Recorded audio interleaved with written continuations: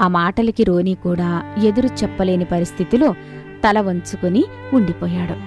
బయట పక్కింటి పావురం తన తండ్రిని నానా మాటలు అనడం లోలోపల లిల్లీ విని కన్నీళ్లు పెట్టుకుంటుంది. మరోవైపు మరో అడవిలో రాబా అనే గ్రద్ద ఉన్నాడు. అతను పుట్టుకతోటే కోటేశ్వరుడు. అతనికి డబ్బున్నదన్న అహంకారం చాలా ఎక్కువ.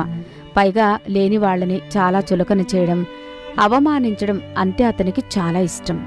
అందుకే డబ్బు అహంకారంతో కళ్ళు మూసుకుపోయి ఆ డబ్బునే ఎరగా చూపి సామాన్యులు, పేదవారితో ఆటలాడుకుంటాడు. ఒకసారి రాబా ఆ అడవిలో ఇలా దండోరా వేయిస్తున్నాడు. ఒక కాకి ఇలా దండోరా వేస్తుంది.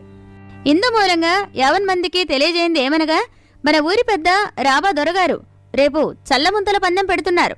అందులో గెలిచిన వాళ్లకి తాము 1 సంవత్సరం సంతోషంగా గడపడానికి సరిపడే